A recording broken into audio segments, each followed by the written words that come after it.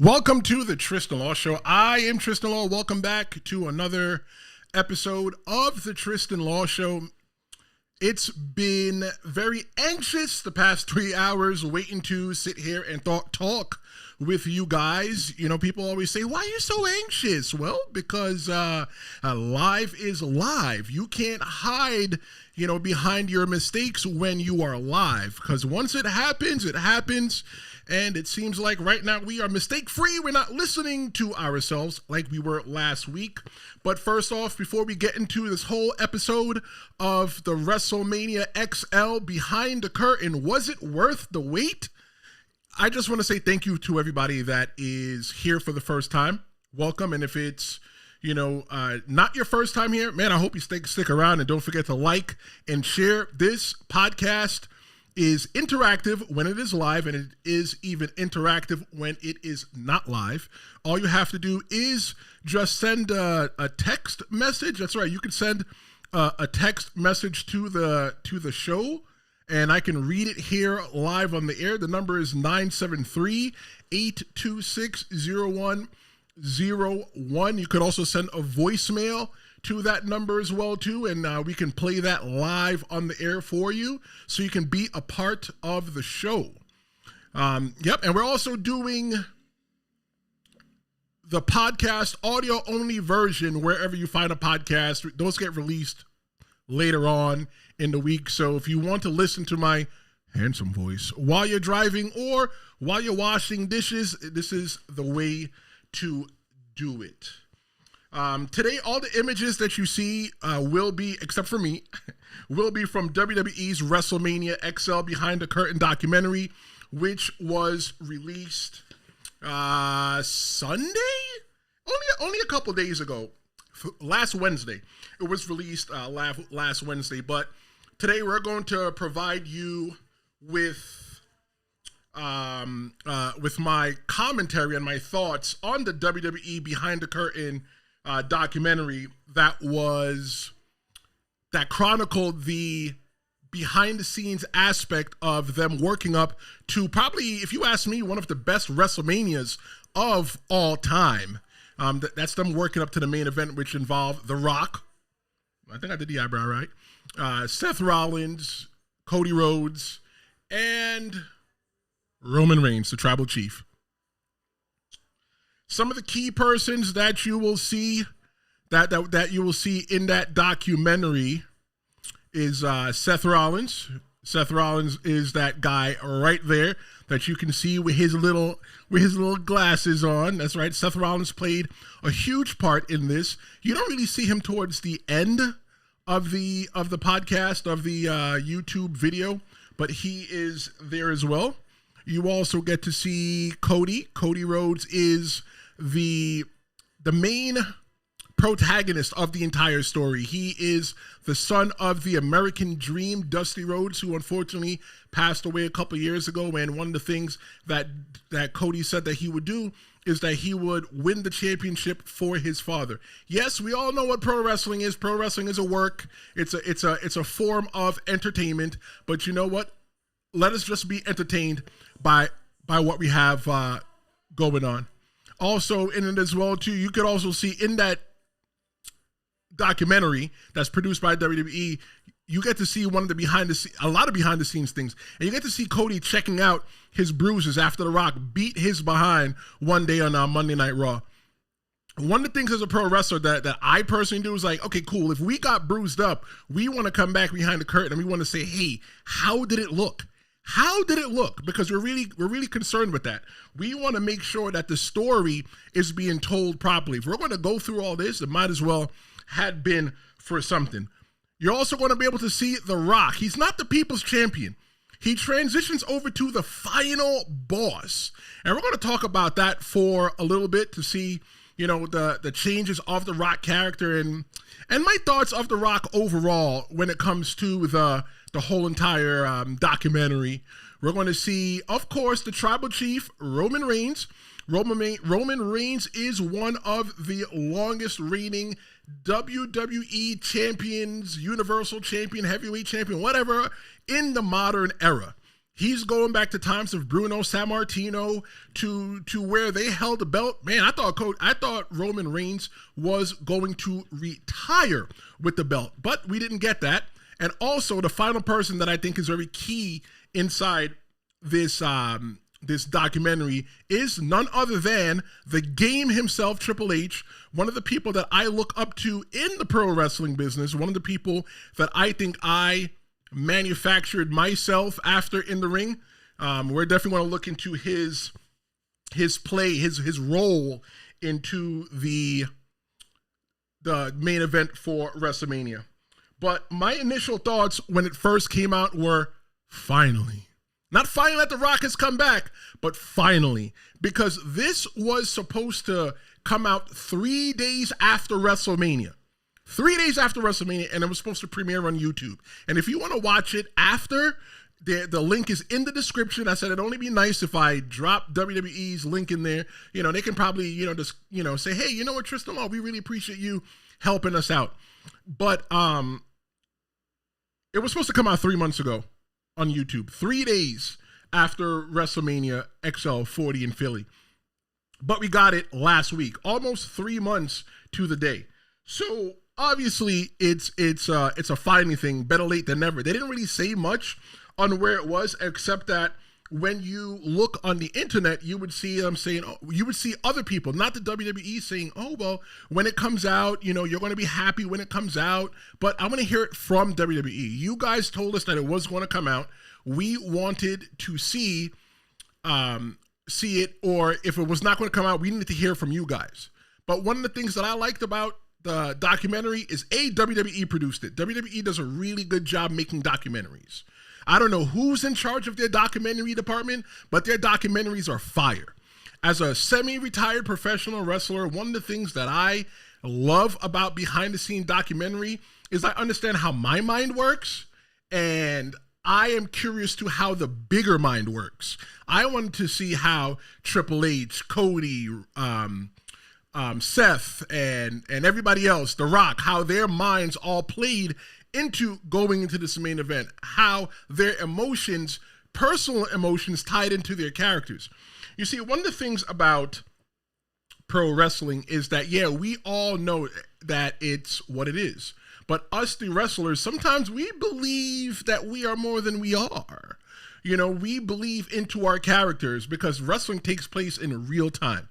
Whenever you're watching wrestling, you always assume that it's taking place now. So obviously, sometimes when we have to lose, we put on the boo-boo face because we don't want to lose. Nor do we think that we should lose to certain people sometime. But one of the things that stuck out to me, the key message in this whole entire documentary, if you ask me, is card is subject to change. Card is subject to change is one of the things that you will always see on a pro wrestling poster. Card subject to change because something will happen. You'll expect Hulk Hogan to come into town, but you know what? Something happens. They can't bring you Hulk Hogan, so they'll put The Rock in there instead in the main event. People are going to be upset because, they didn't get Hulk Hogan. However, the card is subject to change, and that was told to you at the bottom of the ticket or on the poster or whatever advertisement. Card is subject to change, and card is subject to change is not something that we see in WWE often written on anything, maybe on a ticket. But card subject to change is something that is alive and well in the WWE. Pro wrestling is written by pencil, usually. Not a pen, pencil. The reason why pro wrestling is written by a pencil, this is a pen, we're going to pretend it's a pencil, is because of the eraser. The eraser is just as strong as the tip of the pencil. Because the same way you can use the lead or the whatever in the pencil to write somebody's story and make them a star, you can use the opposite end to erase it and unmake them a star. Some of the backstage elements and things that you got to see was The Rock and WWE tested the audience plenty of times to gauge interest in Rock versus Roman. They did that on Rock's television show that came on NBC, Young Rock, one of my favorite shows. I love that show, and I hate that the show was canceled so much.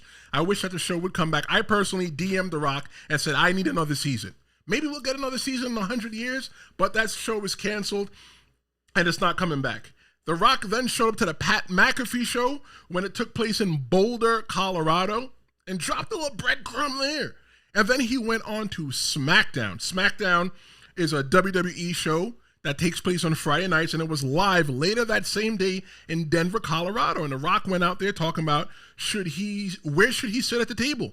Should he sit at the head of the table? And the head of the table is where Roman Reigns sits because he is the tribal chief. Right now, maybe not so much because Solo Sikoa is the head of the table and he calls himself the tribal chief. I don't really acknowledge him, but you got to watch WWE programming to get that. The reason why I think that The Rock and the WWE, more so The Rock than anybody else, had to test the audience was because as a pro wrestler, you always wonder, do they still care? I am semi-retired right now, and I intend to get back into the ring one more time because I would like for my little boy to see me get into the ring and do some wrestling, right? Instead of looking at all the photos and looking at the videos on YouTube and looking at all the pictures. I want him to see it for himself, you know? So, but I wonder, will the people still care? Will I go out there and will I be a caricature of myself? Those are some of the anxieties of a wrestler. 973-826-0101. That is the number. Go ahead and let me know why you think that the WWE and The Rock tested the waters so much. If you're not watching it live, that's okay. I do respond to every single comment, so feel free to drop a comment in the bottom here in the YouTube little box and let me know what you think. But anxieties of a pro wrestler is very strong. We're anxious about everything. We're anxious before we go through the curtain. Oh my God. You put on your under tights, you put on your tights, you put your knee pads on, you put your boots on, you got your hair ready, your beard is ready, you already got your match down, you know what you're going to do, you know what you're going to say. 2 seconds before you got to go through the curtain, you got to pee. You got to pee. Happened to me every single time. And, you know, you go to the bathroom and only a drop comes out. But all of that for what? For nothing. And The Rock probably had a little bit of anxieties as well, too. One of the things that you'll see in the documentary is definitely the behind the scenes. I personally love the behind the scenes, and I think a lot of people that have never been in the pro wrestling business, they love the behind the scenes as well too, because it shows you parts of the pro wrestling of WWE that you will never get to see with your own naked eyes. Okay, put your clothes on, don't be nasty. That all started back from WCW, if I have that correct. You would see stuff in the backstage, and WWEF at the time started transitioning to doing things in where you can see the backstage. Now we're seeing more of the backstage than ever. And in case you don't know, it was so taboo to see anything in the backstage as it pertains to pro wrestling. You were a fan, you paid a ticket to see everything that happens inside of the confines of the wrestling ring and around the wrestling ring, but everything that happened backstage, that was none of your business. And that's what we call kayfabe in the pro wrestling business, where we try to keep the mystique behind pro wrestling alive. But in this day and age, everybody wants to see how the rabbit is pulled out of the hat. When I started wrestling, kayfabe was alive and well. I'd be hanging out there with maybe Steve Off, one of my good friends who's a wrestler, and we were supposed to be wrestling each other that day. And all of a sudden, somebody would bring their kid backstage, you know, maybe a friend of the promoter or somebody, to come meet all the wrestlers. But I'm sitting right next to Steve, and we're having a great time laughing. Oh, now we got to walk away and pretend that we don't like each other. And that's always the way that it went, you know, backstage. I think in WWE now that there are areas that are in limits if you are an invited guest, and there are limits that are off limits if you are not an invited guest into the backstage area, because kayfabe is still alive in some areas. Yeah, we all know it's entertainment, but I just love that you can see different backstage portions. You can see the WWE jet that Triple H was soaring on and going through and writing. You see him writing an episode of SmackDown, and I really tried to pause the television so I can see what it was that he was writing, because WWE does a different kind of storytelling where they drop all kinds of like Easter eggs and other clues that you need to pick up on. Because if you don't pick up on it now, it might be something way down in the future. But there was something where Triple H was writing in pencil something that was happening on SmackDown or something like that, but you couldn't really read it. You got to see a lot of different behind the scenes areas in that. The build up to that WrestleMania was probably one of the most chaotic. If you ask me as a fan, if you ask me as a wrestler, I think it's chaotic. As a fan, I think it was the edge of your seat because you never knew what was supposed to happen. We all knew that Cody Rhodes was supposed to win that Royal Rumble. Well, we didn't know that. We wanted Cody Rhodes to win because Cody Rhodes promised his dad, like I said earlier, that he was going to win that championship for the family. He was going to be the first person with the Rhodes last name. There's 3 of them that have been in wrestling. Dusty Rhodes, the father that passed away, R.I.P. to him. There's Dustin Rhodes, who used to wrestle as Gold Dust in the WWF. He now wrestles for AEW as Dustin Rhodes under his real name. And then there's Cody. Cody's the young one. Cody's around my age. And Cody said that he promised his daddy he was going to win that championship. And last year at WrestleMania 39, he did not fulfill that prophecy. He lost the match to Roman Reigns at WrestleMania. So this year was supposed to be his redemption, where he fought back and he did everything that he was supposed to do. He went into the Royal Rumble, won the Royal Rumble, which made him able to dictate who he could face. He could face either Roman Reigns, who was the WWE Universal Undisputed Heavyweight. I don't know, they put like 10 names into that one belt. Or he can face Seth freaking Rollins, who was the WWE Heavyweight Champion. Cody did the right thing. He went out for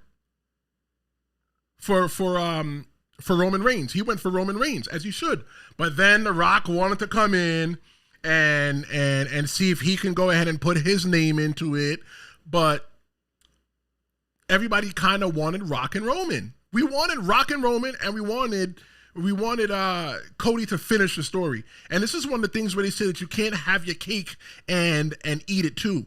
But in the Royal Rumble, the person that Seth Rollins was supposed to wrestle, CM Punk, he got hurt.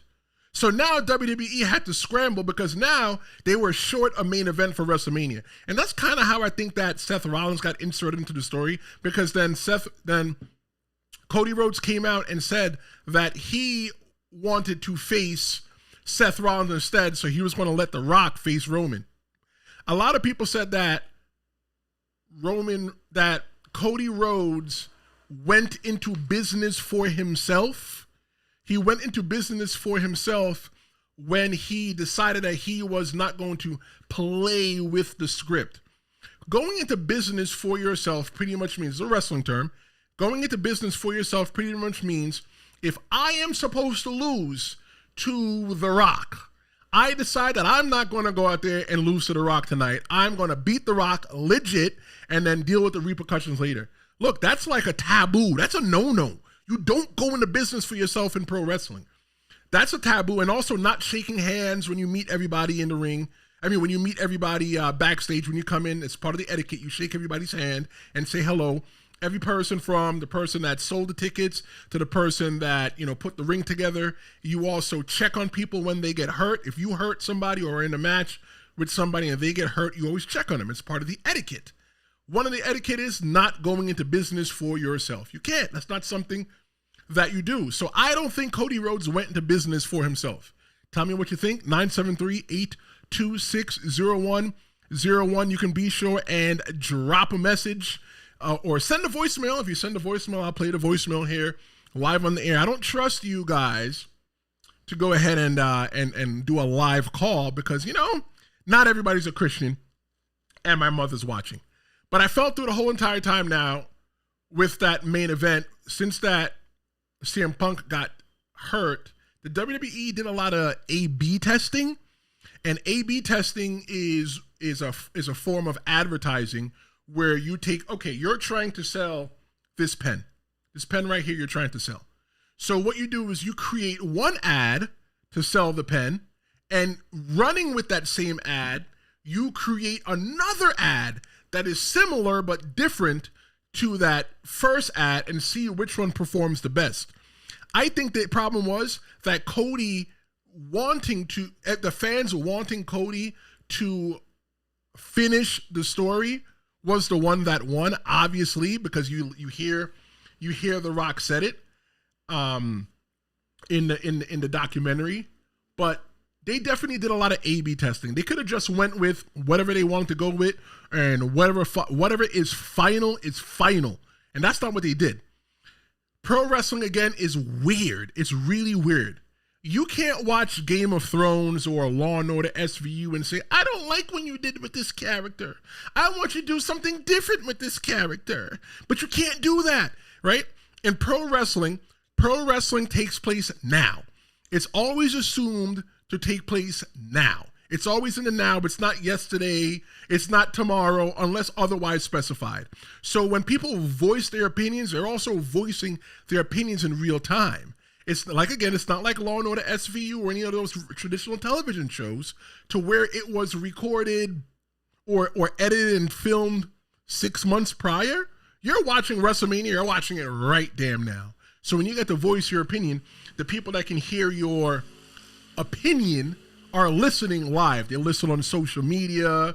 They listen on, I guess they even test people as well too, because I've taken a few WWE surveys to where they've called me, well, not called me, but they've reached out to me in email and asked me questions. What do I think about this? Am I excited for this? Am I excited for that? And I answer the questions. And I usually do polls as well too for myself, just to see what everybody else thinks of what the product is. I usually do that on Threads.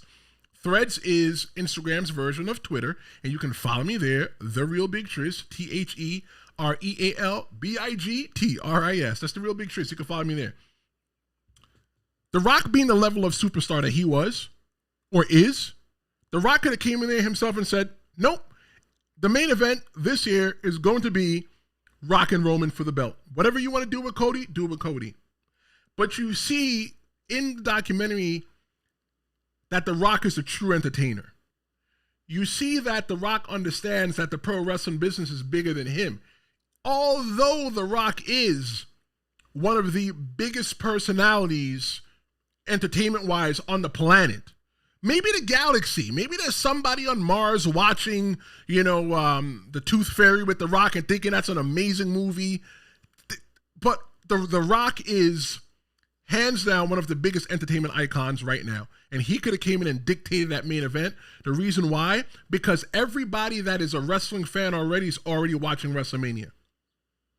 Having somebody like The Rock is going to get people that don't watch wrestling. The people that grew up with The Rock and fell out of love with wrestling and say, you know what? Let me go pay the $4.99 to this Peacock if they don't already have it and watch it. Right? That was The Rock's purpose there at WrestleMania. But I think The Rock depicted himself as a gentleman and a true professional behind the scenes. Because there's not many people that probably would have said, hey, you know what? This whole WeWantCody thing is bigger than me. They would have just said, let's just do the main event. The Rock pivoted his character. He changed who he was. He went from being the people's champion to becoming the final boss. The Rock changed his music and everything. When The Rock's old music used to hit, it used to have a certain reaction. The reaction I would have is people cheering. Fun fact, when I wrestled, there was times I didn't play music. Let me tell you why I didn't play music. Music requires reaction. It's some kind of emotional response. Think about it. There's songs that you can think about right now, and you can say, man, I remember how that song made me feel. I don't want for when my song to play that you go, oh, Tristen Law is coming out, or yeah, I love that song. They might not like me, but they might like the song. No, I don't want you to have any kind of reaction whatsoever. I want you to hate me and just hate me alone. So by The Rock changing his music, I love how it showed the pivot into the final boss, his heel, his bad guy character, which was a lot more than it was before. The Rock went out there and cursed and did whatever it is the hell that the Rock wanted to do. And that was him becoming Rock 10.0. His words, not mine. You never knew what The Rock was going to do. And around that same time, too, The Rock joined the board of directors of TKO, the company that owns the WWE and also owns UFC. That's right. They own a lot of different fighting things between wrestling. They own pro wrestling. They own mixed martial arts and UFC. And they own that slap fighting thing. And watch it on YouTube if you want to see somebody get the life slapped out of them. But let's talk about the reactions to WeWantCody. WeWantCody was strong. And if you ask me, WeWantCody was started on Busted Open Radio on Sirius XM. They said that the hashtag WeWantCody, it trended on social media for 72 hours. What's that? 3 days, 24, 48 for 3 days. 3 days it trended on social media, all because of everybody having such emotional investment, feeling that Cody Rhodes was getting the short end of the stick. Was he getting the short end of the stick? He definitely was. People were showing up in arenas with signs that said, "Rhodes to WrestleMania. We want Cody." Everybody wanted Cody. Why could Cody not become the WWE champion? Or why does he not get the chance? No one could tell me different. I promise you. If Cody didn't get that opportunity at WrestleMania, I think it would have damaged him. It would have damaged him. He worked for it. Tell me why Cody Rhodes couldn't get it. He worked for it. He did everything he was supposed to do. He beat Brock Lesnar. He pretty much beat almost everybody that I can remember. He pretty much beat everybody that Roman beat. So he was just as good, if not better, to stand inside the ring. So why couldn't he do it? So what they started doing was, storyline-wise, they started throwing roadblocks in front of Cody. Now Cody had a match on the night before WrestleMania. Night one of WrestleMania, where it was him and Seth Rollins versus The Rock and Roman Reigns. If Roman Reigns and The Rock won the Bloodline, if the Bloodline won, Cody would have to wrestle the match the next night against Roman for the belt underneath Bloodline rules. And Bloodline rules is pretty much whatever the Bloodline wanted. Pretty much no rules. Just do what you want. Cody Rhodes had a story that everyone could relate to. He lived in the shadow of his parents, and he just wanted to break out. That was Cody's character in there. Roman was the man. Roman was sitting high on the throne and beat everybody that was put in front of him. And you know what? Rightfully so. Character-wise, Roman Reigns felt untouchable. The Rock, he became the final boss, and he added gasoline to an already hot story. Seth Rollins. Seth Rollins was the guy in the story who was willing to stand up for what's right. And what was right was for Cody to win that belt, which at the time, it sat him right next to Cody as a fighter for the fans. It was such a turbulent event to watch, because you would never know what's going to happen. You wouldn't know, was Cody going to get turned on by Seth Rollins? You wouldn't know any of that. But watching in real time, you couldn't tell what personas were real and what personas were not real. And that's what made, if you ask me, the storyline so much better. Here are my key takeaways with the documentary WWE XL, Behind the Curtain Altogether. I think we're close to a bloodline civil war right now in WWE. And the reason why they probably waited all this time is because it's a reminder of what happened, just to catch us up on the last chapter of the story.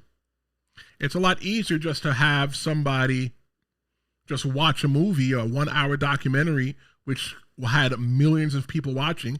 WWE made millions of dollars on that, rather than just taking a 30-second, 1 minute clip trying to recap the whole entire thing.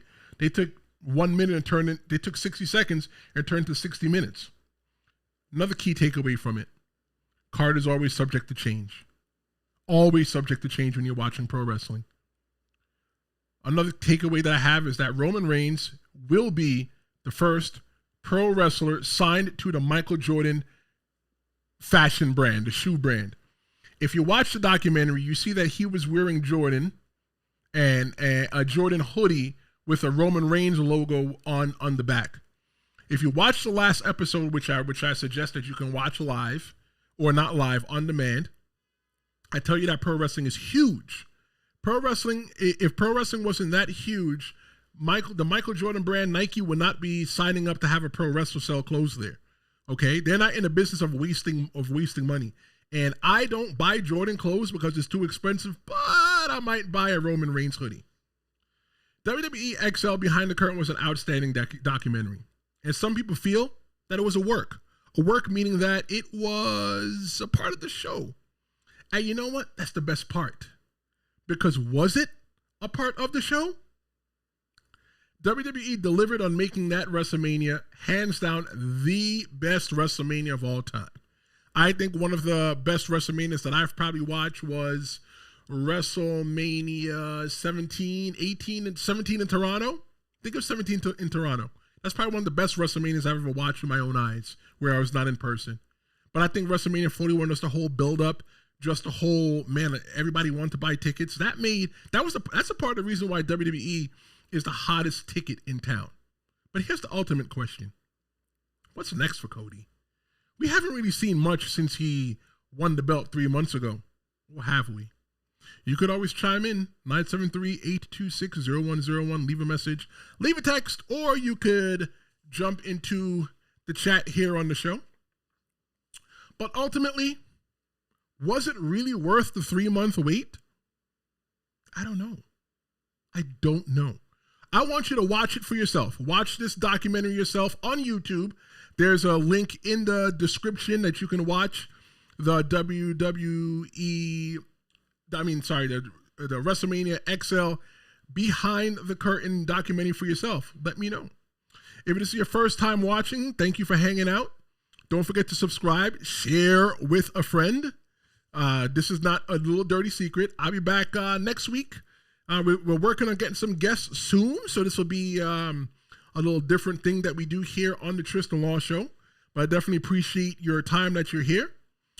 Feel free to let me know in the comments if you have any other topics that you want me to discuss, or you want to discuss with me. Right? We could always get you on. You could always have a discussion with it. You know, something that you really put your flag in the sand in. Maybe that's something that we could talk about later on. But I definitely appreciate you hanging out with me here today. And I'll see you next time.